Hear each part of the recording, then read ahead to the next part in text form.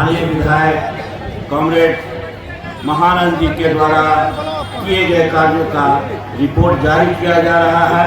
आप लोगों को बीच में रखा जाएगा। और जो विकास हुआ है, हम तो विकास करते थे लेकिन शिलान्यास उद्घाटन नहीं करते थे। हम कहीं का रिपोर्ट जारी नहीं किया था। हमने कहा था कि हम पत्थर पर नाम नहीं लिखेंगे, हम जनता का दिल पर लिखेंगे। जितना अभी हम लिख पाए होंगे, मैं समझता हूँ, मैं भी इंसान हूँ, मुझे से भी कमी हुई होगी। हमारा कॉमरेड महानंदी का शैली और हम लोग का शैली अलग अलग हो सकती है, लेकिन जनता का विकास के जो पहलू है, जो मुद्दा है, उस पर इन्होंने काम किया है। तो मैं समझता हूँ आपके पास रिपोर्ट कार्ड जाएगा, पढ़िएगा। लेकिन एक बात जान लीजिए, पहला वोट पड़ता है उम्मीद पर, आशा पर, और दूसरा जो वोट पड़ता है उनके विचार, उनके व्यवहार, उनके विकास, उनकी संस्कार, इस पर भी। तो मैं समझता हूं कि ये बात को हम लोग सिर्फ अफवाह में ना पड़े। हम आपके साथ अरवल से जन्म हुआ है विधायक के रूप में और व्यक्ति के रूप में हिचकन विकास में पैदा लिया हूँ, लेकिन विधायक के रूप में मैं अरवल से पैदा लिया हूँ। अरवल के विकास के लिए जो भी हमको करना पड़ेगा, हम आपके साथ, मैं समझता हूँ जो भी कुर्बानी देनी होगी, हम आपके साथ खड़ा रहेंगे। आप लोगों ने वोट डाला था, उसके पहले गठबंधन जो बनी थी, हम यही अरवल में ही थे और हमारे आदरणीय लालू प्रसाद जी से बातचीत जब हुई थी, उन्होंने कहा था कि रविंद्र जी ऐसा बात करो, माले अरवल मांग रहा है। मैंने कहा कि सर आपको गठबंधन बनानी है, आपको सरकार बनानी है, आप जो आदेश दीजिएगा मैं करूंगा, हमारे परवाह मत कीजिएगा। और मैं समझता हूँ कि उन्होंने तुरंत ये बात को स्वीकार किया और फिर उन्होंने कहा कि कुर्सा लड़ोगे।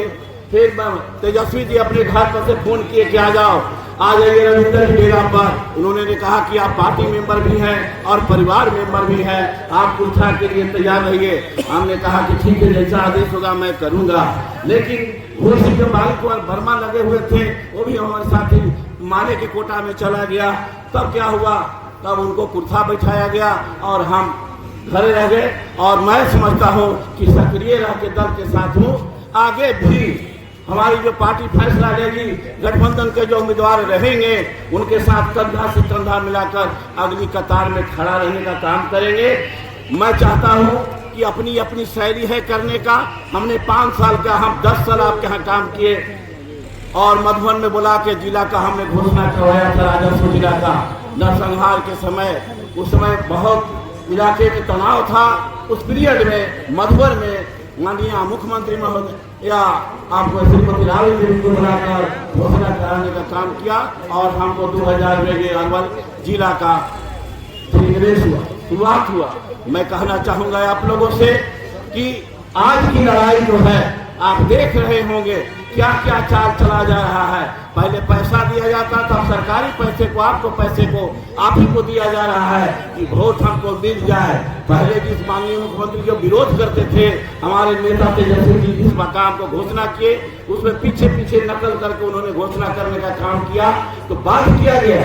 मेरा कहना है कि सरकार के चाल को समझना होगा और हम लोग जिस ताकत के साथ अगला चुनाव, पिछला चुनाव जो जीते हैं, इस बार भी महागठबंधन को जहां भी जो उम्मीदवार हैं उनके साथ हम लोग वोट देने का काम करेंगे और विजय कराएंगे। तभी देश का संविधान, देश का लोकतंत्र बचेगा। और नहीं तो मैं समझता हूँ इस बात आप सुने होंगे सोशल मीडिया पर भी, साधु का चोला गेड़िया पहन के कहते हैं मुझे संविधान नहीं चाहिए, हमें मनुस्मृति प्रधान है, जहाँ मनुष्य को मनुष्य नहीं समझा जाता है, ऊंच नीच का भेदभाव है, उसी किनारे उसकी सजा भी तय है। वो चाहते हैं कि यही होना चाहिए। मैं समझता हूँ कि इस बात को समझिएगा।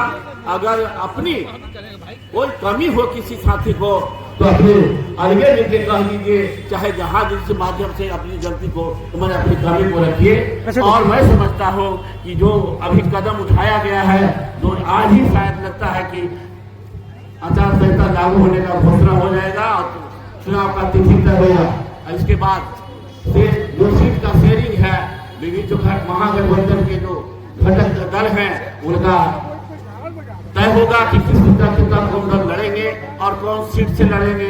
इसलिए मैं समझता हूँ कि अब ज्यादा समय देने की जरूरत नहीं है। ज्यादा बहस की भी जरूरत नहीं है।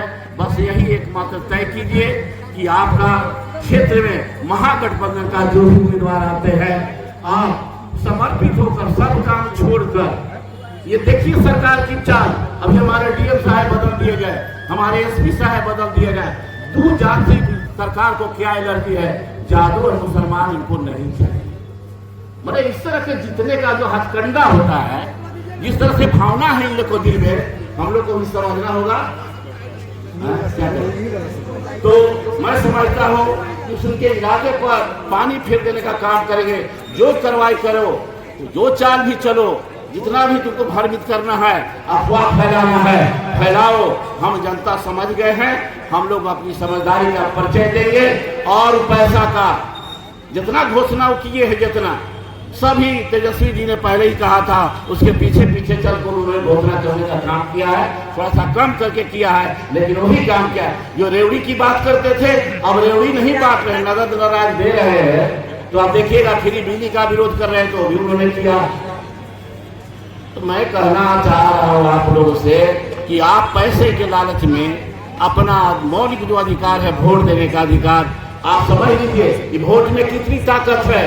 अब कुछ लोग पैसा के ताकत समझते हैं, वोट को कम समझते हैं, लेकिन वोट खरीदने वाला वोट का महत्व समझता है, पैसा का नहीं समझता है। पानी की तरह बहा रहा, चाहे विधायक खरीदना हो, एमपी खरीदना हो, करोड़ों में खर्चा करके पक्ष विपक्ष करते रहता है और दल को तोड़कर अपने पक्ष में मजबूत बहुमत बनाने का काम करता है। इस चाल को नहीं समझिएगा। मेरा कहने का मतलब है कि समय रहते सावधान हो जाइए। लोग डूबते हैं तो समंदर को दोष देते हैं, लोग डूबते हैं तो समंदर को दोष देते हैं, मंजिल ना मिले तो मुकद्दर को दोष देते हैं, मंजिल ना मिले तो मुकद्दर को दोष देते हैं। खुद तो संभल कर चल नहीं सकते, खुद तो संभल कर चल नहीं सकते। जब ठेस लगती है तो पत्थर को दोष देते हैं, पत्थर को दोष देते हैं। फिर पछताइएगा तो पत्थर का दोष मत दीजिए। आप अपना सावधानी के साथ, इन्हीं चंद शब्दों के साथ मैं कहूँगा, समय कम है और हम अपनी पूरा महागठबंधन जिंदाबाद